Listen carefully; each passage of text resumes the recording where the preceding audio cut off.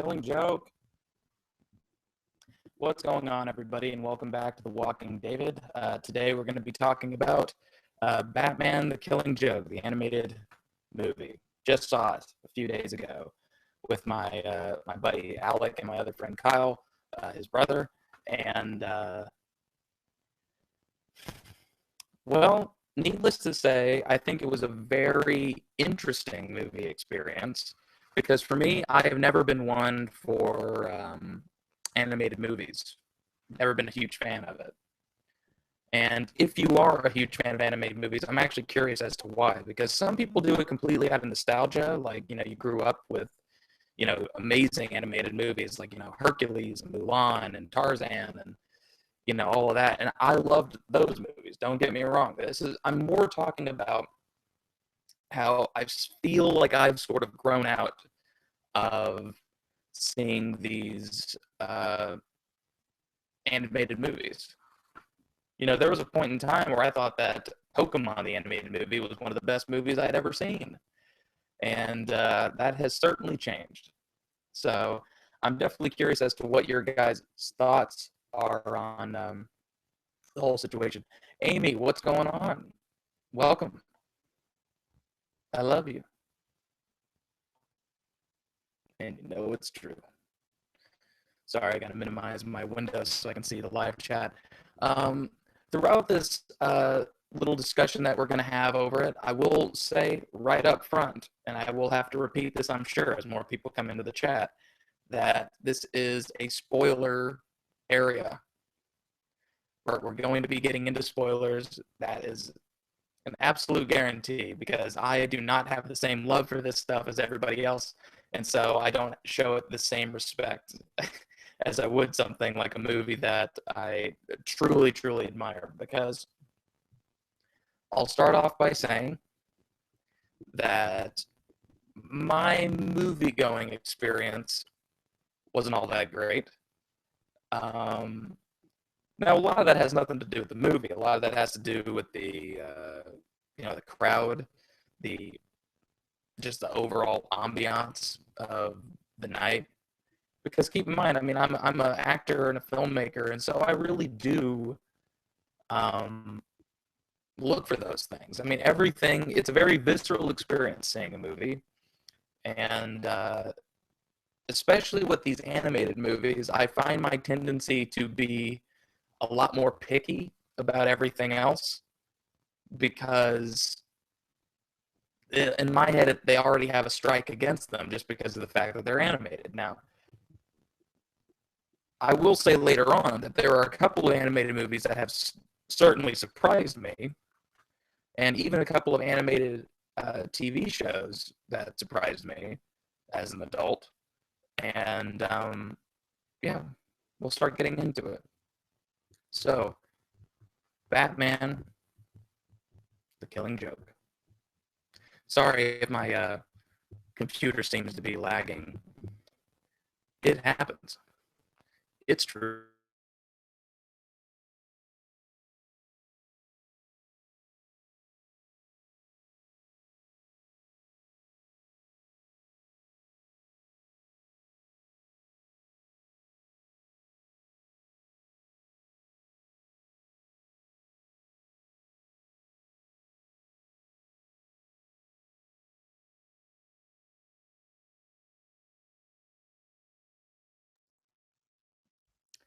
Hello, hello.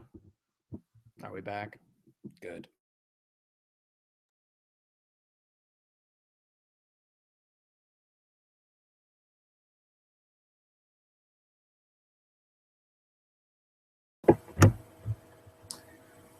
My blue snowball microphone is terrible. It really is. I need to get another one. This one's starting to fuck up quite a bit. And I keep dropping it, which doesn't help anything. If for some reason the audio is bad throughout this stream, please, people in the live chat, tell me so. I don't want to do the entire show and realize later on that it was, fucking up. So, because in which case I would just delete it. I wouldn't even bother to look through it. Let me see here. All right. Sorry. Technical difficulties. I need a sign that says that. Here. I think this gives me a little bit more nerd cred. Just putting on some glasses. So, Batman the Killing Joke. I've said that like 6 times now.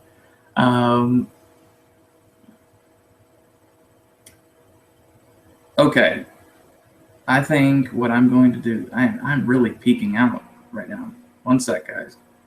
One sec. Hello? Hello, hello. I think that one's better. Well, I would give this movie, as a movie overall, not counting the fact that it's animated, I would give this movie a 6.5. Now, for an animated movie, I will definitely say that it ranked a little bit better. I think it was probably between a 7 and a 7.5, somewhere on that scale. I'm usually not crazy picky about movies. Honestly, I really don't feel like I am, because I'm such a movie lover that I can always find something in movies that I enjoy. And that was the case with this one. There were lots of things that I enjoyed. The script for the movie, for the most part, was good. Realistic dialogue, or more realistic than I've been used to with certain Batman things. But it had its problems. And the story was good, but it seemed like they cut a lot of things out. And feel free to correct me, because in all honesty, hold on one second. Please let me set that down. Because in all honesty, I feel that this movie could have been improved by several things. And it did kind of leave me wanting. Hold on, I got stupid fucking update on my computer trying to go right now. It always happens when it shouldn't. So if you hear me clicking, that's what that is. Apologies. Jesus. Joker. Okay. So, let's start off talking a little bit about the story. I'm going to read the synopsis here, and then maybe I'll explore it a little bit later as more people come in, all right?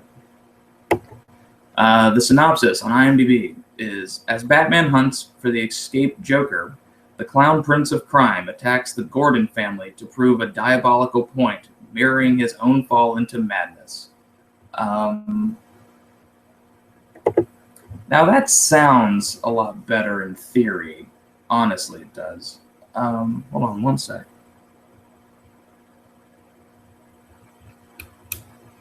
Oh, hello. We good there? Okay. That sounded like a lot more epic movie. The trailer, I will say this, the trailer to this animated movie, or the 12-minute vignette that they released talking about this movie, gave away the whole movie. There was not one thing in that 12-minute vignette that was not covered in the movie, or that wasn't an essential part of the movie. This goes, the same problem goes for the fact that when I was seeing the movie, I was seeing it at Regal Cinemas, right? Now, I don't know if you know what that is, but to me, it's kind of a cheaper movie theater. Still has good seats and all that stuff, good surround sound, that's fine, but you get an interesting crowd of people. And man, I'm telling you, they released like a 15-minute long movie before the animated movie even played. It was like a short film talking about Mark Hamill and how he discovered the role of the Joker. And whilst he's talking, he ends up giving away major plot points of the movie. Now, for most people sitting in there, they didn't really care because they're such huge Mark Hamill fans, and power to you. And they also had read the comic book and stuff like that. But I'll be honest, I don't read comic books, really. Now, I've read some of The Killing Joke, that's true, but I don't go out of my way to read stuff like that. And The Killing Joke is one of those comic books that I feel you go out of your way to read. Because the movie's supposed to be the exact same thing. And I don't know, I just got this sinking feeling when I'm sitting there and I'm watching him just give away these plot points. Like, God damn it, I kind of want to leave. Like, I wanted to leave. Honestly, about 10 minutes into this short thing, I was like, man, I don't even know if I need to see this movie anymore.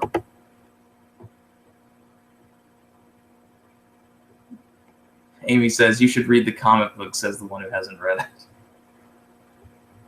it. I wish I was that type of guy. It's just not really in my personality. That's not to say that I don't like to read, but it's definitely not my preference. I'm very audio visual, so maybe like an audiobook of it would be a good idea. If there is a Batman the Killing Joke audiobook, let me know, because that actually might be pretty interesting, especially if they got Mark Hamill and was it Kevin Conroy to be Batman and the Joker. Now, I will say this: Mark Hamill and Kevin, I really hope it's Conroy. I really don't want it to. Yes, Conroy. Kevin Conroy. That's what I thought. They did phenomenal jobs as far as their voiceover acting was concerned. I was completely satisfied with that, and that's great.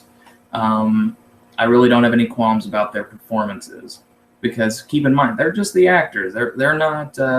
If anything was put in the movie that seemed off, I would blame the director, because it would be him or the writers who put those actors in that situation. But John, if you want to go up on the bed, you can. Hey, go on. Okay. Go on. People want to see you. They want to know that you're not dead. It's Johnny Drano, for those who don't know. I really do think that their performances were just fine. Mark Hamill, as Amy was just pointing out, Mark Hamill is a very good Joker. His voice acting for it was great. Yeah, drama. But here's the thing. As much as I like Mark Hamill, he's not my favorite actor by any means. He's not my favorite voiceover actor by any means. I will say that he is probably by far the best voiceover actor who played the Joker. I'll make that compromise. But I don't know. Just certain people are into certain things, and it's not something that I'm crazy into. But I remember his voice very distinctly as a kid, and not picking up on the fact that it was Mark Hamill, because he was that good at masking his voice. And yeah, he did great. I don't really want to bash on Mark Hamill too much here, but the main problems that I had was the fact that this vignette that they showed, that they released, and then this vignette that they showed while I was in the theater, completely ruined my experience. If they give away all the major scenes of the movie, then there's nothing to look forward to. And the whole time you're like, shit, I just saw that like 5 minutes ago, that scene out of context. And I didn't realize that even when I saw it out of context, it was ruining the movie that I was going to be seeing. Because if I had known, I would have plugged my ears, I would have covered my eyes, I would have fucking left. But anyways, my friend Alec made a good point that this movie kind of slacked. The animators of this movie slacked. Pardon me. Just because it looked like they took sort of like cheesy 2D animation and then put it over these still paintings, like almost these acrylic, beautiful, cartoon-esque like paintings that really gave their environment this kind of this grittiness that you would like to see in a Batman movie, even in an animated movie. But then with this, season 1 level Pokemon kind of animation over the really good acrylic paintings that they did, I mean, it seemed very lazy. It was very lazy animation in general. Because for a movie that was so hyped, because it was hyped quite a bit. When they do these only showing in select theaters, you'll be lucky if you even get to see it, I mean, it had a lot of hype, especially amongst Batman lovers and nerdy people in general. And I'm sure it let a lot of people down. I know that my friend Alec was completely let down. Because he's very in tune with things like animation and claymation and Pixar and how they do all that stuff, because he's a drawer and artist himself. And hearing his views on it, it was like, wow, yeah, that's true. That was kind of fucking lazy. Because he's paying attention to that while I'm just sitting there going like, what's the deal here? I feel like we skipped like 3 or 4 scenes. Now, as you notice, I haven't really talked about the premise of the movie, just because in case if somebody was like me and hadn't seen it yet, I wanted to give plenty of time and just kind of give a vague overview of it. But let's just go ahead and get into the nitty-gritty here. Kevin Conroy's Batman, Mark Hamill's Joker. Both fine voice acting performances. Great.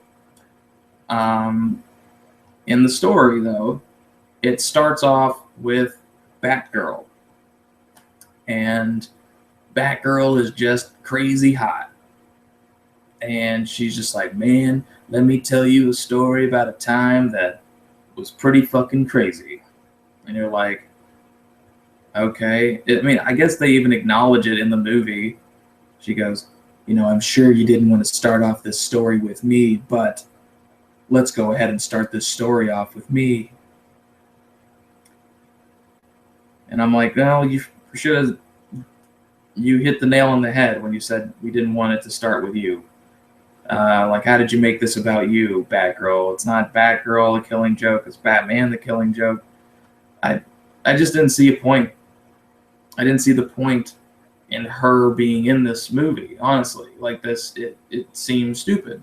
Because it was just to kind of create a distraction for Batman. Just, we need some emotional ploy here to help further the story along. And it's like, I don't really think he did. Because keep in mind, Batman is pretty much emotionless. At least in this animated series, he shows her no affection, seemingly.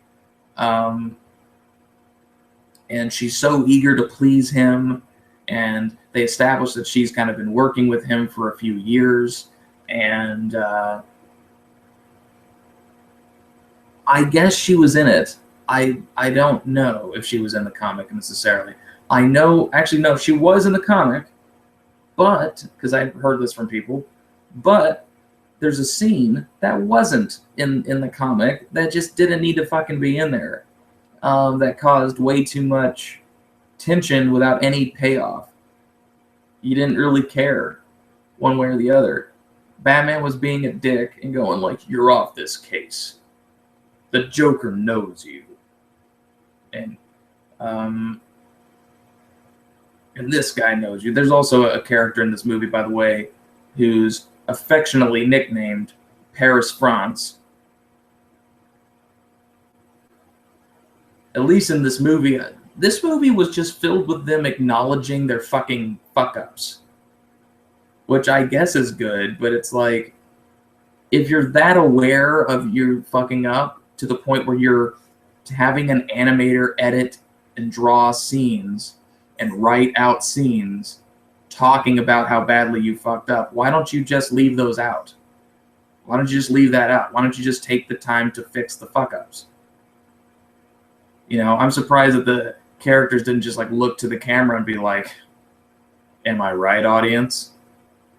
You know, that's kind of how it felt. It really did feel like it was breaking the fourth wall a lot. Because in this movie, I was seriously waiting at one point for them to just jump out and go like, listen, Batgirl, we would have you do something, but we didn't have it in the script. It's like, I wouldn't have been fucking surprised at all. Danielle, welcome to my live stream.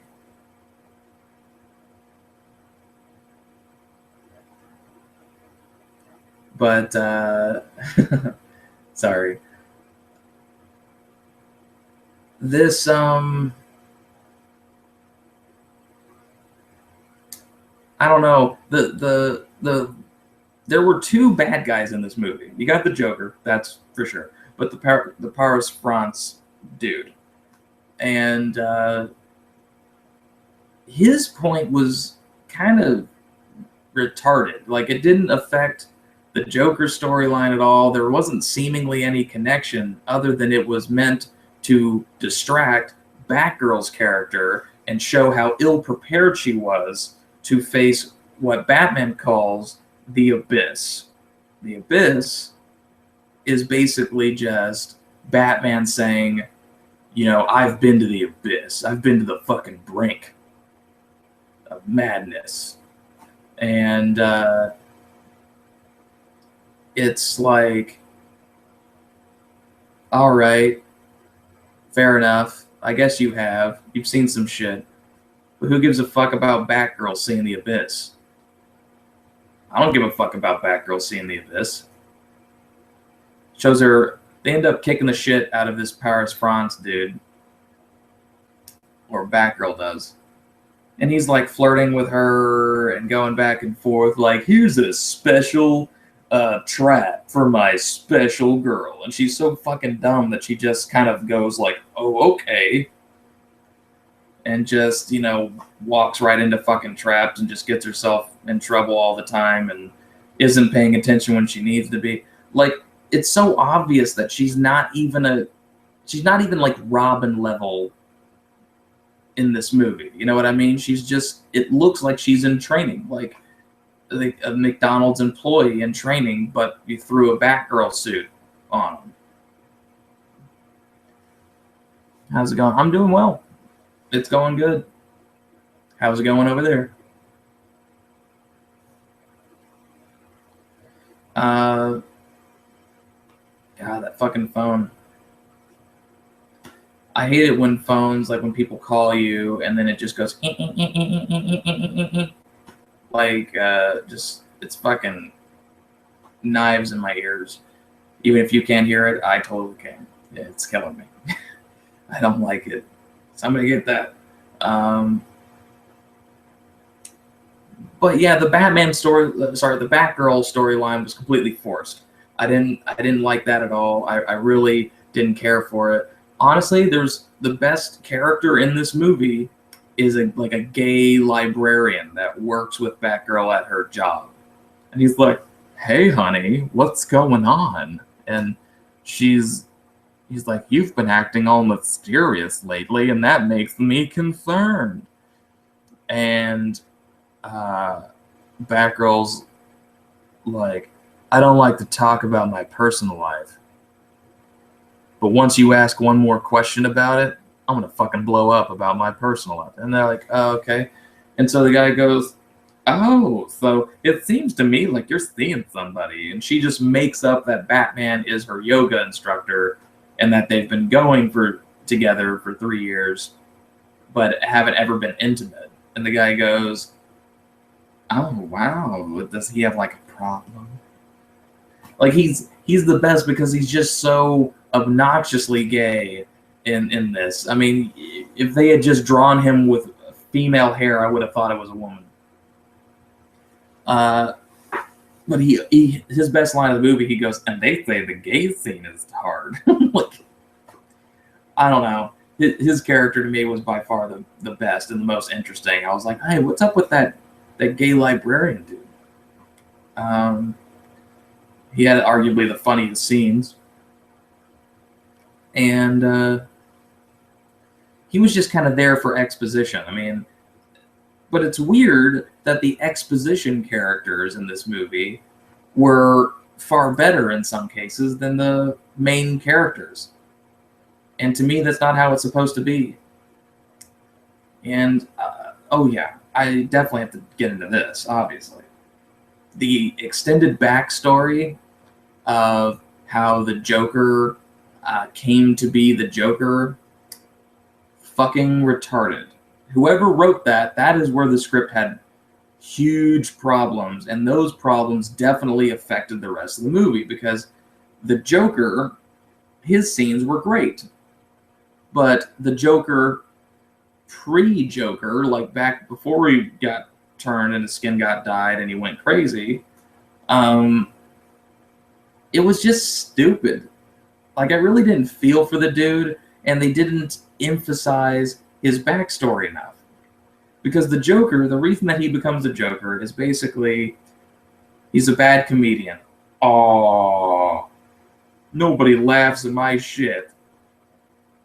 And his wife is pregnant. He's like, I bombed on stage, and I feel like I've failed you. And that's how he talks, by the way. That's not me bullshitting. He's just like, I feel like I've failed you. I'm such a failure. And he's like crying on his wife's lap, just being a fucking loser. He's like, I'm a loser, and I'm worthless, and I can't support you. I don't deserve someone like you. And his wife does those stupid things, but his wife says some of the dumbest things for an animated movie to say, because when it's said with real people in real movies, it's a little bit better because you can see the real true expression on their face. But for animated movies, this kind of humor just doesn't work. She goes, because keep in mind, she's just a flat cartoon. She doesn't blink at all in this whole thing. She goes, I love you. You mean everything to me. You're a demon in the sack, and you make me laugh. It's exactly how it's delivered. That was spot on. I'm actually kind of blown away by how good that impression was. But it really is just kind of like, what the fuck? Why is this writing so bad? So basically, the Joker, inspired by her terrible dialogue, decides, I'm going to meet up with mobster people. How does he meet up with mobster people? Good fucking question. That line must have been written by a man.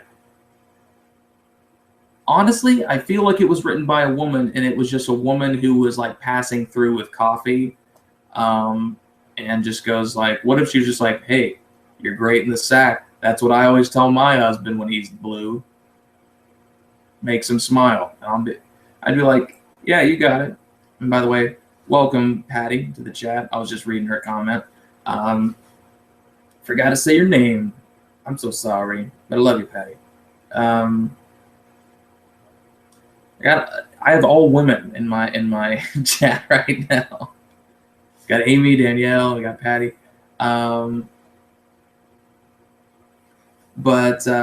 Okay, so he meets up with mobsters. How does he do that? Well, I guess back in the 1930s, let's just say he sent a text. Because who even fucking knows? How old is the Joker even supposed to fucking be? We still don't really know. Now, I don't... Okay, Patty has a retort for me here. Thank you, but I still don't think a woman would say that to a suffering man. Maybe not. I don't know. Well, also keep in mind, that dialogue, that line of dialogue, you're great in the sack and you make me laugh, that has been used in so many fucking movies. It's like, look, if you're going to plagiarize or lift something from, not Sleepless in Seattle. Or, Something's Gotta Give. Like it's that those lines appear all the time, and it's very lazy writing, in my opinion. But anywho, meets up with the mobsters. They go, yeah, you gotta do this job for us, and then you can go home and you can take care of your wife and your unborn baby. And then these cops come up to him. They somehow find him in this bar that he doesn't regularly go to. And they go, hey, are you the Joker before he turns into the Joker? And he's like, yeah, what do you mean I become a Joker? They go, can we talk to you outside for a minute? And so they talk to him outside, and these mobster people are worried that he's going to spill the beans about this little plan that they have of him breaking into this card-making factory and all of that shit, and this chemical factory, for whatever fucking reason, I don't know. But they didn't really specify that much. They go out, you see the cops talking to him, and you see the Joker's head lower, and he looks sad when he comes in, completely distraught. As distraught as a lifeless cartoon can be. And he comes in there, and he sits down, and he goes, my wife just died. And so did our baby. Like a car accident. Or something. And you don't feel a thing when he says it. I didn't shed a tear. I didn't even get a little, well, like, oh no. I'm like, obviously something terrible happens to this dude. He becomes the fucking Joker. But that's not enough to drive him over the fucking edge. And these guys go, listen, I know you want out of here, but you ain't breaking your promise, or I'm going to break your legs. You know what I mean? Pretty much something along those lines. And so he ends up going to this factory. He lets them in. He breaks them in. They decide to dress him up as the Red Hood to conceal his identity and look that, like, this is the Red Hood's goons that are breaking into this place, not some other dude's goons, I guess. And so anyways, they break in. Batman materializes looking the same age. Doesn't age at all. Not a hair on his head. Whiter, yet blacker or whiter. And he goes, hey, I'm here to save the day. I'm Batman. And the guy goes, whoa, you guys, you totally is Batman's. And so he one punches a lot of them. The Joker trips over his Red Hood cape, and he can't see where he's going. And he's all disillusioned because he got bonked in the head, hitting the helmet or whatever. And he falls down into this vat full of chemicals and falls all the way through, and the chemicals flood out into this creek bed where he plunges out. And as he takes his hood off, he's supposed to see a reflection of himself in like a pond in the pouring rain. And it causes him to go insane. And that's where you get the famous kind of like that, just that crazed look, like this. Hold on, here you go.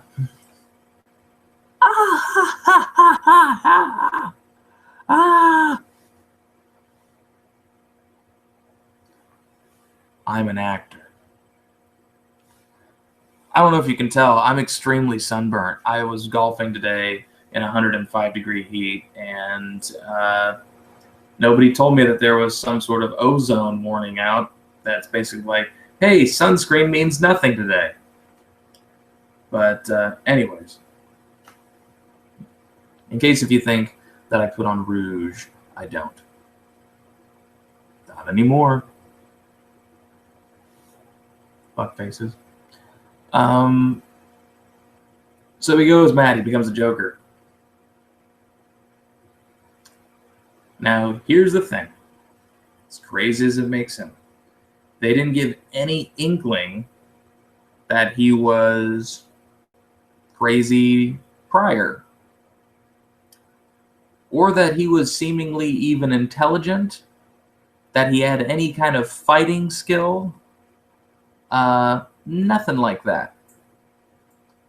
So to me, underdeveloped. Maybe I'm wrong.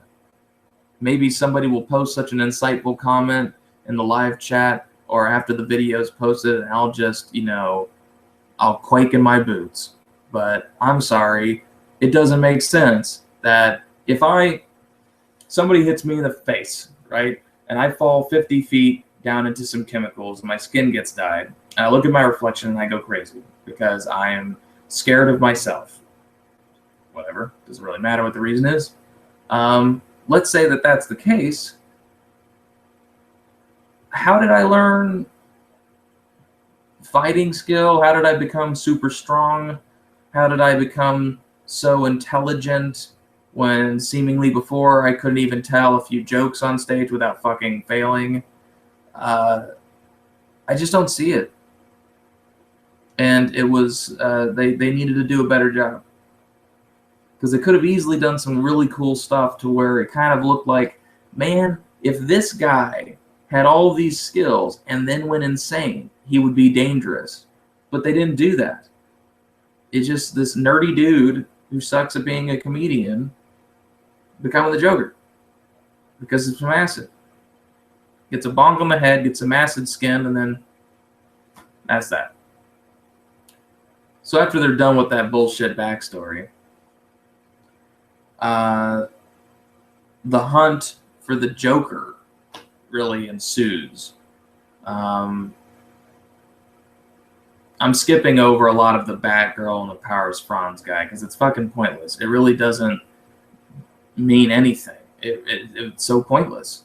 There's no point in it being in there. I didn't see a point in it being in there. And by the way, the entire movie, Batman keeps coming up to Batgirl going, listen, this Powers Franz guy, he's playing you. He's objectifying you. Bad line of dialogue. Really bad line of dialogue. The fact that he's just like, listen, he's objectifying you. I'm like, who fucking talks like that? Even if it's true, just say he's manipulating you. And he wants to bang you or something. But don't do this like, he's objectifying you. I would never fucking talk like that. I'd just be like, lay off. Like, stay away from that fucking dude. He's a creep. Just say that, Batman. Take that cowl off and look at me in the face. Look at me in the face, man. So, basically, bullshit, bullshit, bullshit. Don't do it. She does it anyway. Comes up to her again and goes, I said don't do that. She does it anyway. More shit. She goes to her apartment. Batman kind of just appears. He's like, hey, remember how I said don't do it? I mean it. And she does it anyway. And when he finally comes up to her, he's mean. But mean in the sense like it's like an adult scolding a child. He just goes, you're off this case. You're not responsible enough. You can't discern whether this guy's manipulating you or if he's your friend or if he's your enemy. And that makes you a liability. And so they start having a fist fight. And by the way, in this movie, Batgirl is stronger than Batman. Is it because she's younger? I don't know. But she's like flipping fuckers all over the place. Just kind of, cutting through people like butter. Whoop-a-doo! Her main move is just like somehow she just grabs you by the arm, pushes you up your entire body weight, and then slams you down. It's almost comical. But, so anyways, there's a lot of this tension. They're having a fight. Batman's trying his hardest not to hit her. She pins him on the ground and then fucks Batman. That's right, people. Batgirl just fucks Batman. Now, do they give us a little taste of this? Not much. They show her kiss him. He goes like this.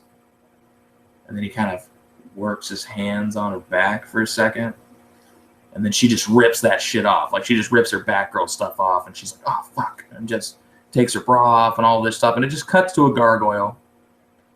And I guess that infers, fucking, sexy gargoyles. I like that. Sexy gargoyles. That should be how I open up every show. Hey, what's going on, everybody? Sexy gargoyles. But so that is supposed to be this like motivator for Batman, and he doesn't talk to her for a few days after. Fucking men not talking to us women after sex because it complicated things, just like Batman thought it would. Even the gay guy thinks so in the movie. Oh, you made it complicated. Maybe he just needs his space. Every guy is different. Trust me, I would know. It really is. Like I said, it's a very gay character. They tried very hard. But basically, I don't even really. I know that randomly, after all of this bullshit, we end up cutting to a scene where Barbara Gordon, that's her fucking name, not just Batgirl, but Batgirl is with her dad.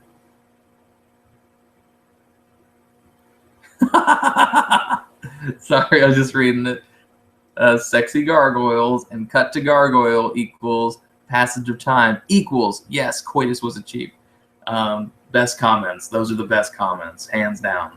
Everybody go like those later on. But we see that Barbara Gordon and her father, former Detective Gordon or whatever, or Detective Gordon, whatever. Doesn't matter. Her dad. And they're kind of chilling at home. There's a knock on the door. Who answers the door?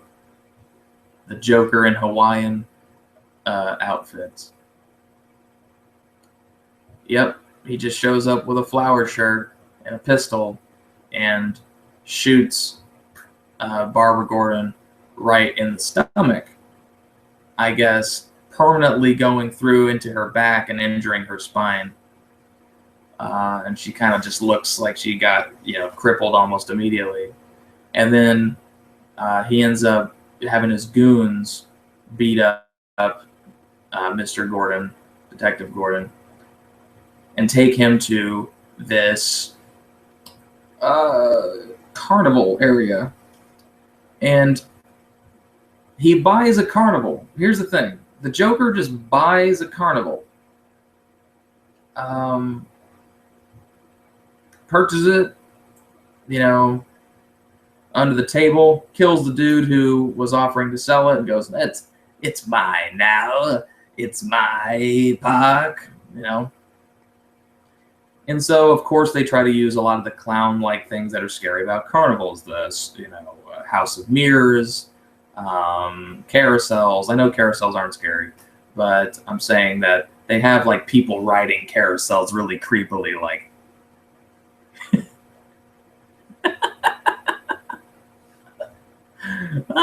Sexy gargoyles.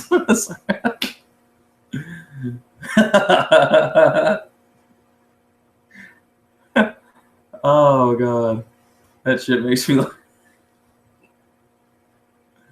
Oh, sexy gargoyles. But so he gets this place, and basically he just tortures Detective Gordon by taking him to this sort of really slow roller coaster and puts up these images that he took of his daughter Barbara. And it's kind of fucked up because he's making a father see these pictures of his daughter after being shot, and feasibly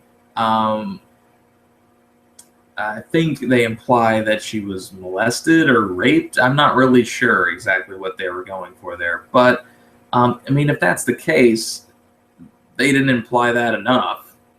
I didn't pick up on that.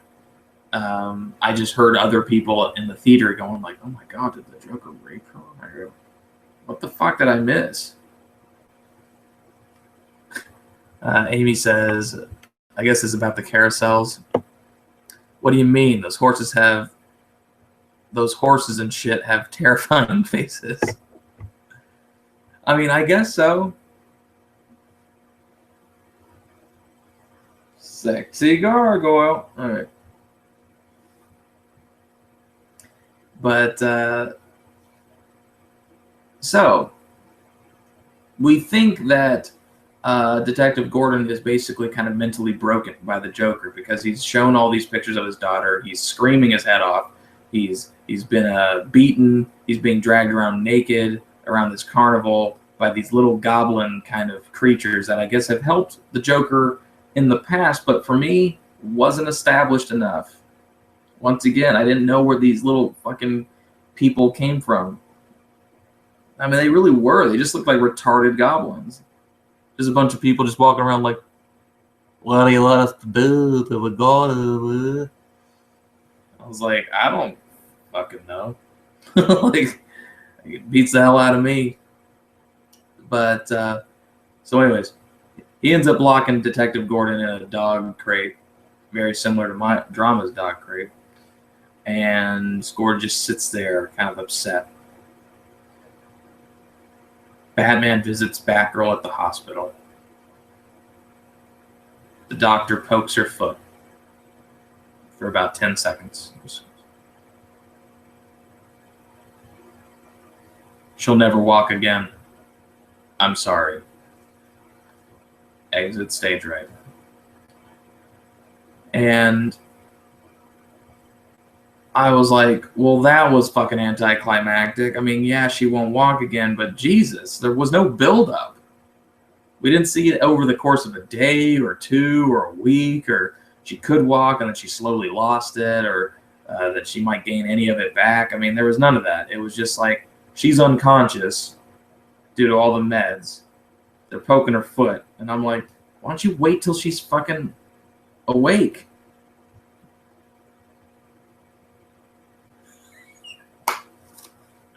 Patty, that's such a great comment.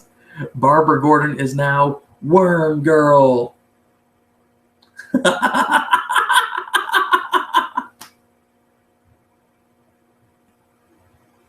Oh, God. Worm Girl.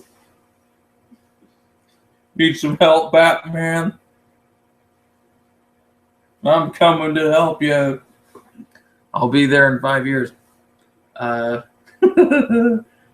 That's great. Fucking Worm Girl. So, anyways, Batman's visiting Worm Girl.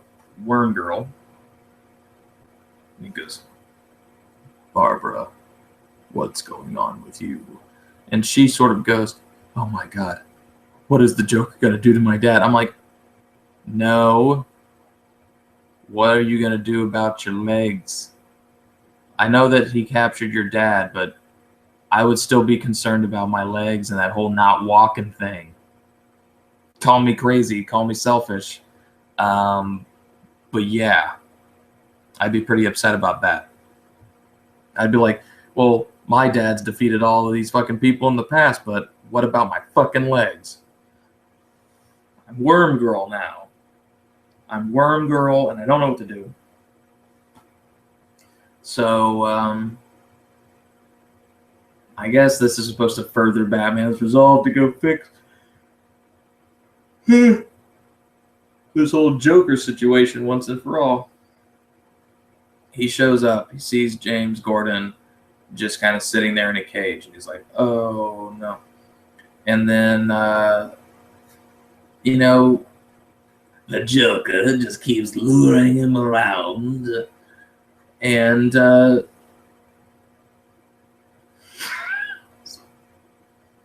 Patty says, rolling for justice, baby.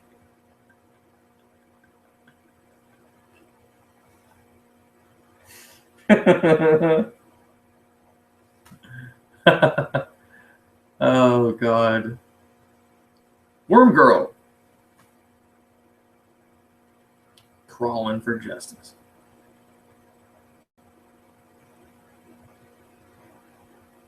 Fighting for justice an inch at a time. Now, Batman and the Joker start kind of having this parlay where he shows up, like I said, sees Gordon. It's like, oh God, are you all right? And he's like, just stop him. And basically you are led to believe that as hard as the Joker tried to break Detective Gordon, by showing him those pictures, he was determined to not let the Joker win. And so he fights the urge to go crazy, takes it on the chin. Batman goes after the Joker in the House of Mirrors. Where else would you do it? Joker starts to fuck with his head. Batman then follows him into a room that's filled with TVs. He sees all of the pictures and stuff as well. He sees the shadow of the Joker, and the Joker then has kind of a rallying scene where Batman walks into a room where everything's upside down, and the Joker somehow sneaks up from behind him and starts like hitting him in the head with a frying pan. And Batman's just getting his ass kicked briefly, and he's like, why are you trying to stop me? You don't even know what we're the same. Batman, just beats him, to a kind of a bloody pulp, it seems. And then here's the fucked up part. Here's the worst part of the whole movie. Batman goes, we could spend the rest of our lives trying to kill each other. Or you can let me help you. And the Joker goes, I'm afraid it's too late for that. Basically saying, no, I reject your offer. And then he ends the movie, of course, with a joke. The joke is, two men are on a rooftop, and they're trying to, I believe, escape prison. Now, one of the men, he looks over and sees all these other rooftops just streaming across the skyline all the way towards freedom. And so he jumps across this alleyway like it's not even there. Just runs, and his faith alone takes him to the other side. Thank you, Amy. I could probably get that Joker voice down if I really tried. But then, the guy, he makes it across. He tells the other man to jump. The other man's, too scared to do so. And he goes, well, tell you what. I'll use my flashlight and I will shine a light on the beam between the two buildings. That way you can walk safely to where I am, to freedom. And the Joker replies with,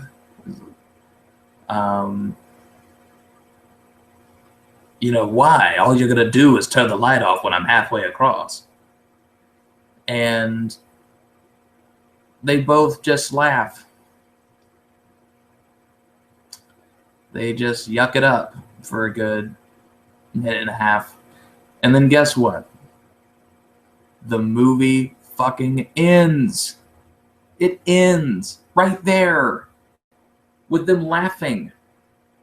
This guy who shot and possibly raped your new love interest, who tortured one of your most trusted friends, and you just yuck it up with him. Like, I don't know. It confused the fuck out of me. Hold on really quick. I want to say hello to somebody in the chat here. Hey, Drew, the old ass man. What up, David? Good to see you streaming, bud. The killer joke, you say? Nice. Mark Skywalker killed it as the Joker, as he always does. Yeah, and Drew, I'm sure if you go back, you'll see my criticisms. my criticism is not of Mark Hamill. I think he always does an amazing Joker. The Joker had some great stuff. They also had during the scene where James Gordon is getting drugged through this kind of hall of these mentally torturous pictures of his daughter being kind of violated. The Joker sings this song. It was like, I go loony like a light bulb batted bug, you know, and it's very theatrical and Broadway in style. And I was blown away by that because I didn't know that Mark Hamill could sing, and neither could anybody else apparently on the cast and crew. Now, how do I know what the cast and crew thought of it? Well, let me tell you, fuckfaces. At the end of this movie, they decided to have a discussion with all the composers. And they go, I had no idea that Mark Hamill could sing. How refreshing. He's so talented. He's so great. Now, that was fine hearing that from one person. But my friends and I proceeded to watch about 8 or 9 people, all composers, all say the same thing. Oh man, my buddy Alex in the fucking chat. Alec, I've mentioned you throughout this thing, talking about your criticisms of some of the laziness with the artwork, and just how we were all kind of confused. And like there were so many things in this movie that just didn't need to be there, and things that did need to be there weren't there. You know, the backstory was very weak and not that interesting to watch.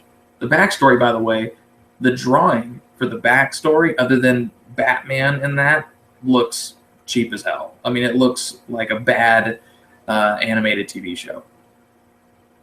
Yeah, everybody say what's up to Alec. I mean, because he went with me to see this interesting movie, to say the least.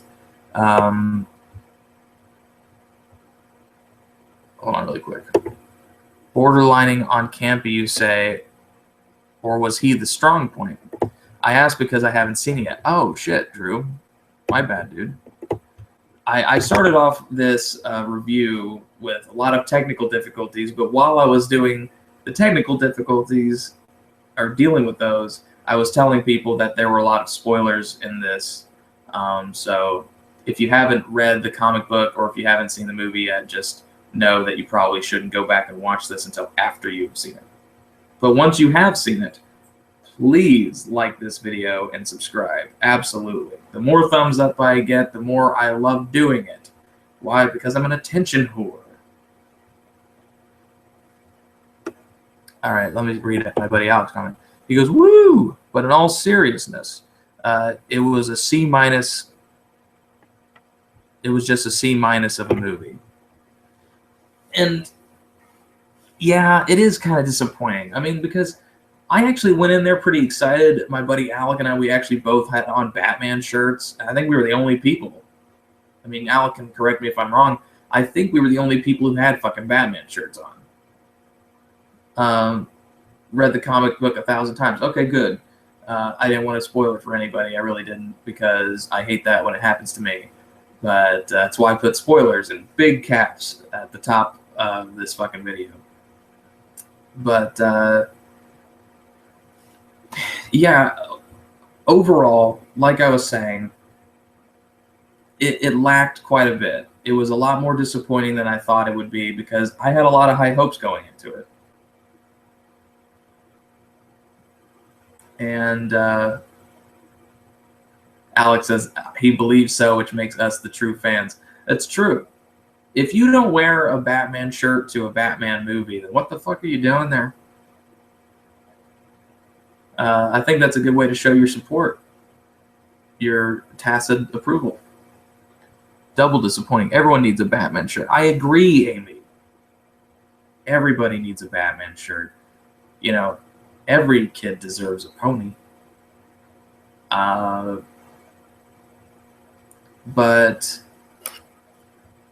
this will help me read it from here. There we go. Yeah, I don't know. Like I said, I can keep talking about it because I still feel so weird about it. You know what I mean? Like I've had to think about it a lot because I don't want to see it again, and that's disappointing because it's a very short movie. I mean, it really is. I think it was like an hour and 15 minutes long. I mean, it really was tight. I know that we went to a 7:30 screening. They showed the bullshit short thing beforehand, the bullshit thing after it, and we were out of there by like 9:30. Let me see this. You know who didn't wear one? The Browncast Ultra co-host Kyle Brown. Shut the channel down. Hey, I was giving him shit. I was telling him he was left out. Kyle was left out. The guys who run that channel ought to be fired. That's true. They should be. And hopefully those guys who run that channel will do their fucking review soon, where their less nerdy friend doesn't do a live stream before them. Looking at you, Scythe. Scythe.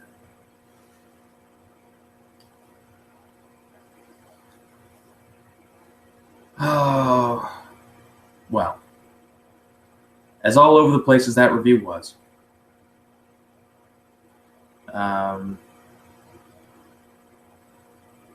it was all right. If you really, what is it? I like to play Pokemans and I had shit to do. No, you didn't know. You were drawing stuff. Amy says, we'll be watching that too. Probably watch the movie first. Yeah, I honestly would say to, I would just go see the movie, but it's a one-off. You won't need to see it again. We saw it for $14, which was way too much money for that movie. This movie should have been a matinee view for $5. And if they had done that, one, they probably would have made a lot more money. A lot more people would have seen it, and a lot more people in the theater. And it's like, come on, man. Don't charge $14 for an abysmal movie that's only in theaters once. I get that you're trying to make up for the fact that it's only in theaters like one go around or for a couple of days, but I'm sorry. I'd rather, the quantity that I'm paying match the quality that I'm getting. Sorry. Geez, okay. That's my plan for The Walking Dead 2. Are you talking about reading the comic book, Amy? Because I know that the first season of The Walking Dead was very, very close to the comic book. Because I read the comic book as far as that first season was concerned, except for the very end of the first season. Yeah, I hear that the comic book's great, and it's very different from the show. There's a lot of things that are extremely different, and they kind of mix and match things, and they combine characters on the show, and they flesh things out a lot more in the comic books because they can, There's like 160 issues or something out right now. Drew, I'll wait and buy the DVD. I guess. Great job, David. I'll check back in to see if you're still streaming a bit later. Keep up the good work. Cheers. Thanks, bud. I appreciate it, Drew. Drew just recently subscribed to me. Drew, the old ass man, he's very nice. He's been really nice the last couple of videos that I've posted, and I really do appreciate it. Drew, Amy, Alec, I don't want to forget anybody. Caitlin, Timo, Sam Cartman, all of you guys, please like this video. Please show it a little bit of love. Sir Erwick von Lichtenstein, Kit, all of you, show it some love. That the more thumbs up, the better. And leave comments on it. If you guys have your own opinions on it, like after you see the movie and you think that I was flat out wrong, I want to know. Leave it in the comments below. I really do. Because I might be wrong. I only saw it, the one time. I didn't read the comic books before seeing it. I know some people probably did. Probably most people actually in the theater did. But yeah, do all you can to try to make the experience better. I will say this: the audience that we saw it with was dead silent, and which is nice, because the last thing you want are people just going like behind you, like, "Hey, who's that guy?" I don't know who that is. Because as little as I know about the comics, I didn't have to ask anybody who that was.